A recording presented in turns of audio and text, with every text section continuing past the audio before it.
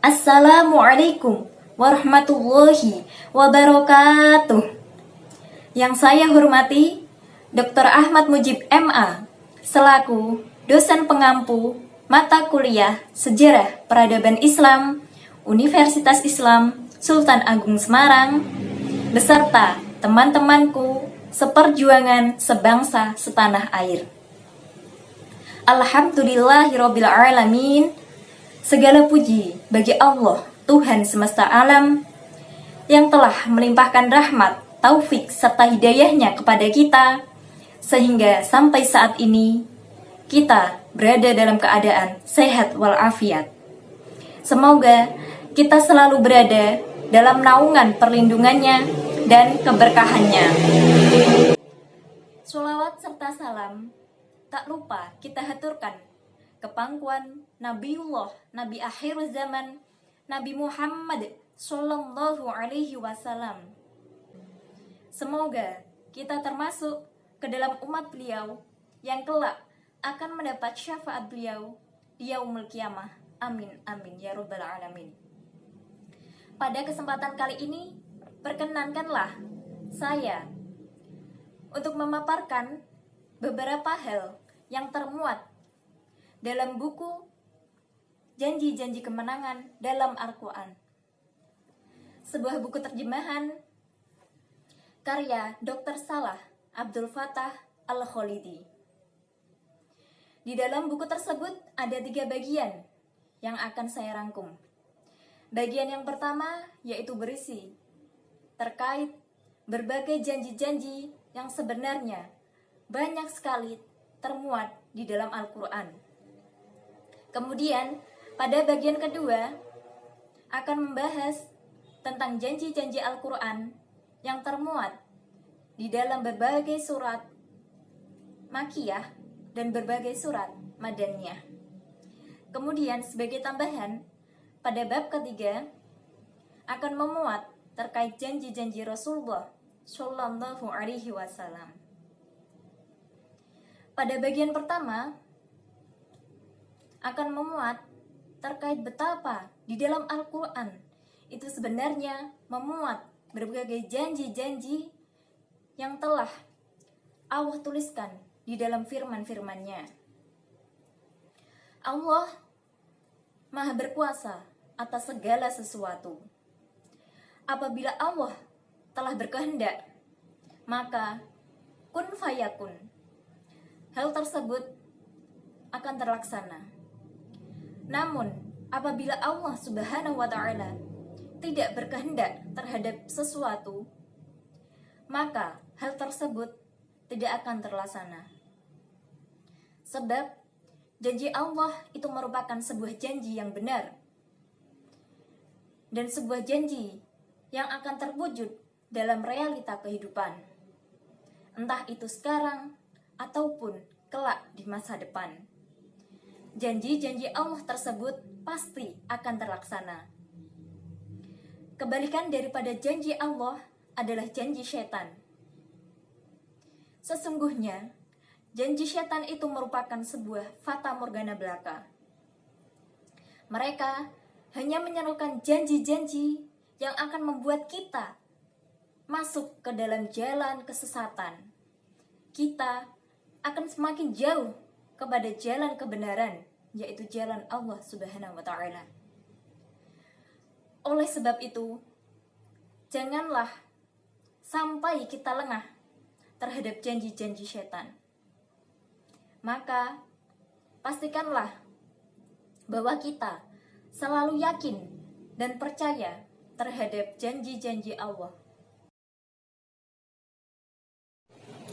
Yang selanjutnya yaitu terkait bagian kedua yang berisi tentang janji-janji Al-Quran dalam surat-surat Makkiyah.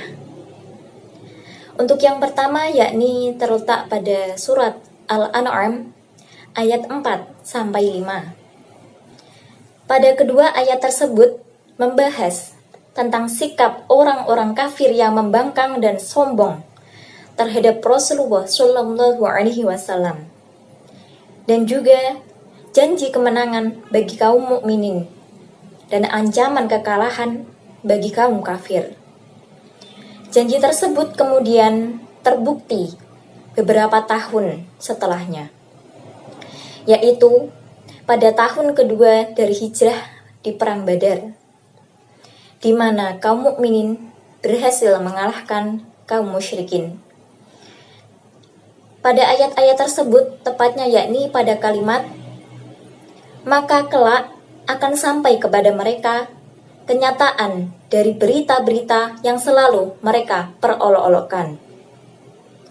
Janji kemenangan tersebut bagi kaum mukminin dan ancaman kekalahan tentunya bagi kaum kafir.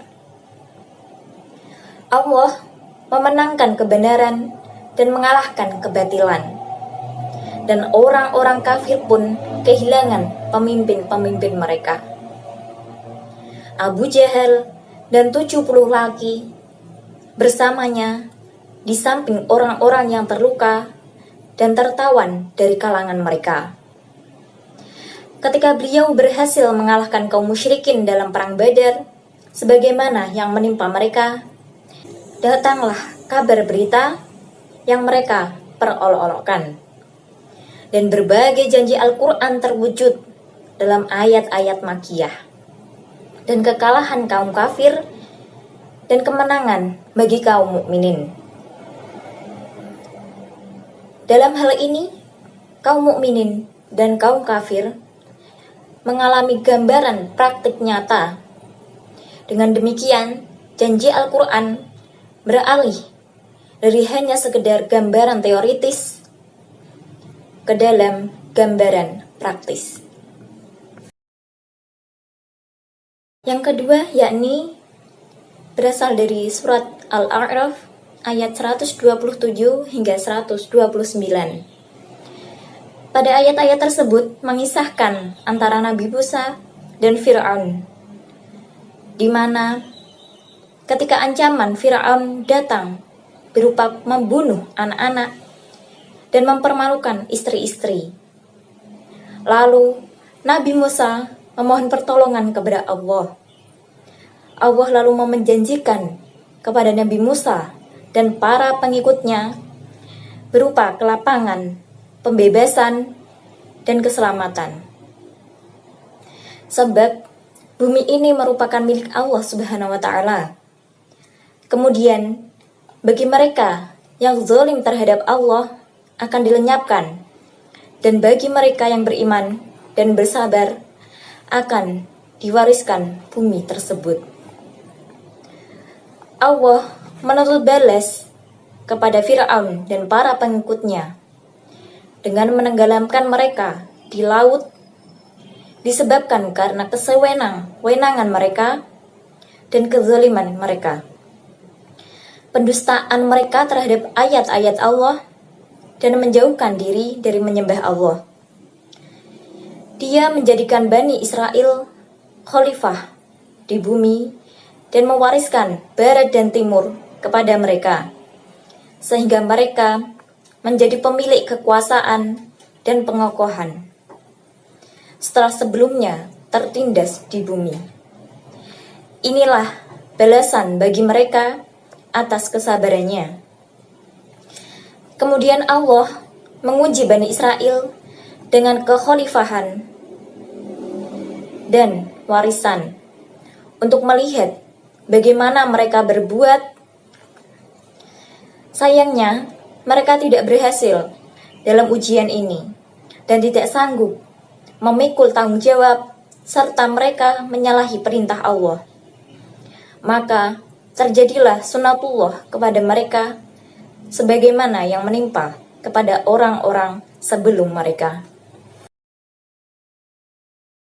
Selanjutnya yang ketiga yakni surat Yunus ayat 13-14.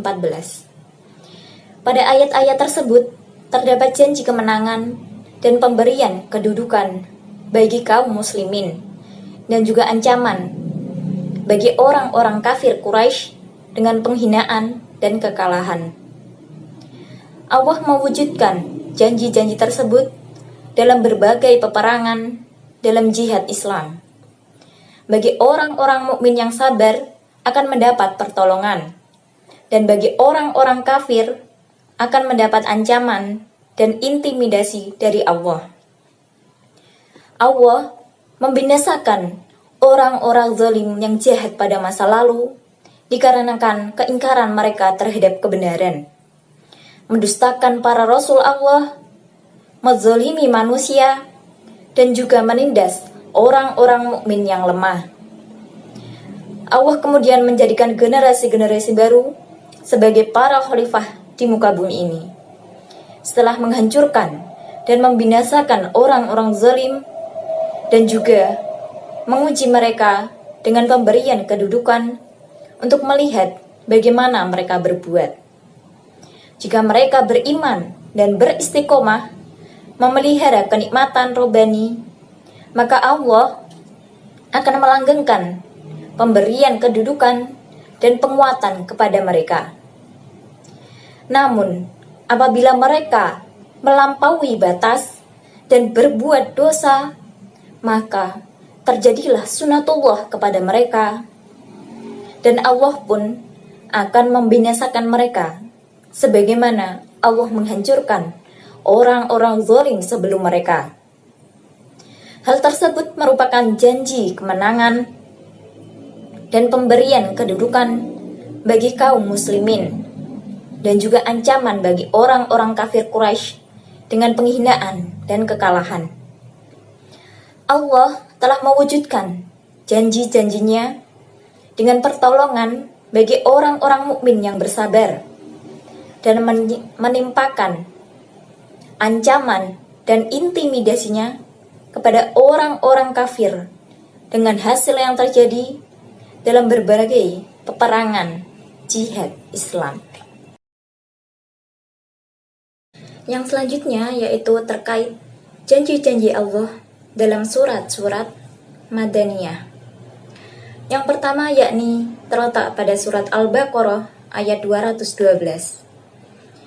Pada ayat tersebut disebutkan hakikat yang juga menjadi janji Allah yang terlaksana, yakni pada kalimat, padahal orang-orang yang bertakwa itu berada di atas mereka pada hari kiamat.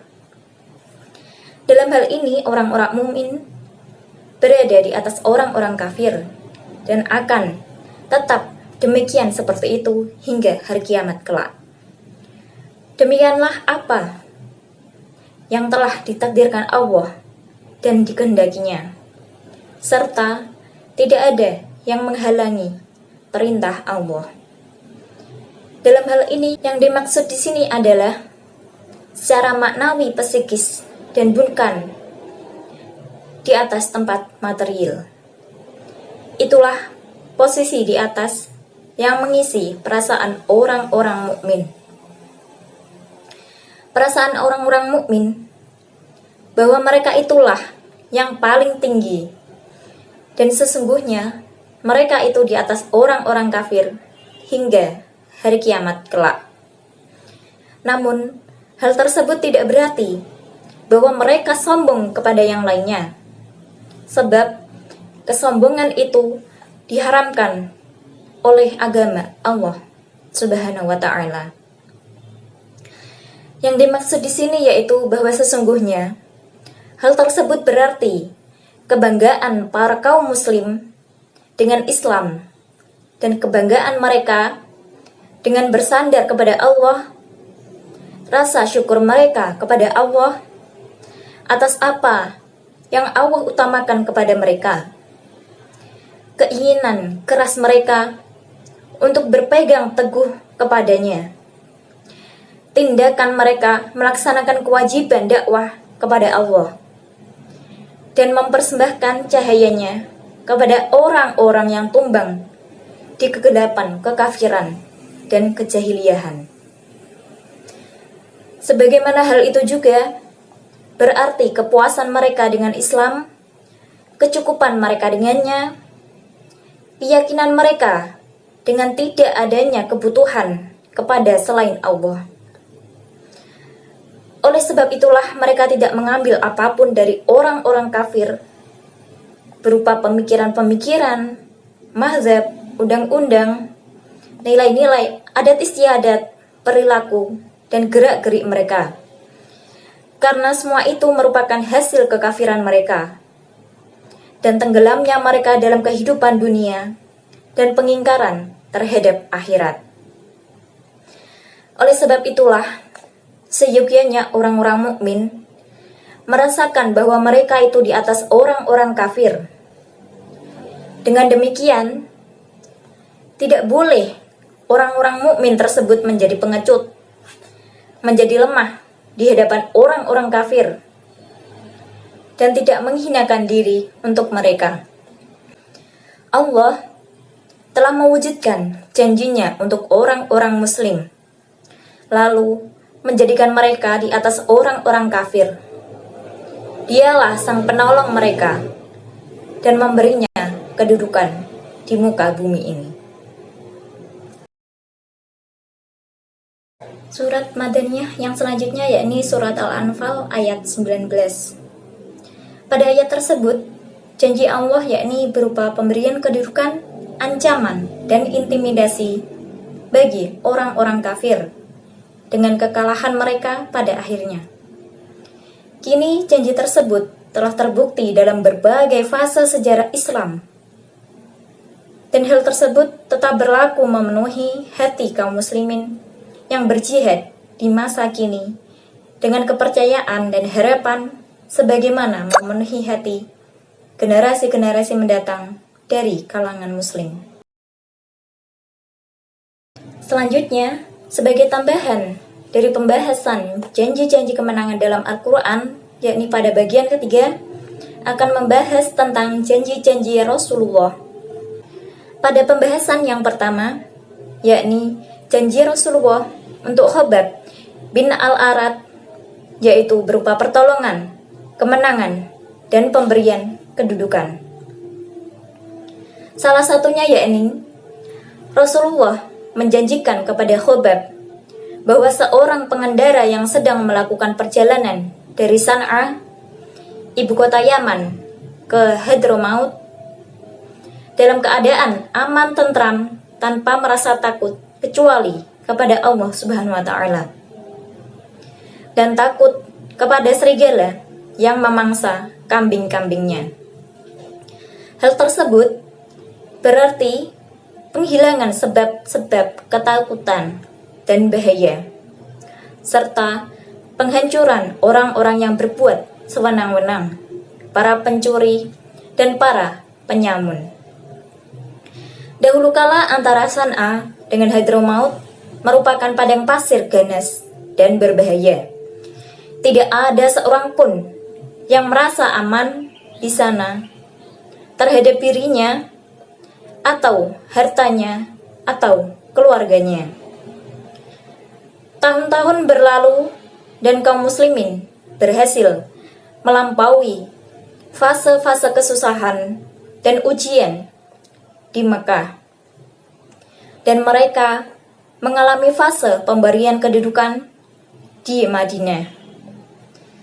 Menjelang wafat Rasulullah Shallallahu Alaihi Wasallam, Islam sudah tersebar di Jazirah Arab dan keamanan pun sudah terwujud di jalan-jalannya, sehingga seorang pengendara yang melakukan perjalanan merasakan aman dan tentram di jalan antara San'a dengan Hadramaut, tanpa merasa takut kecuali kepada Allah dan serigala terhadap kambing-kambingnya.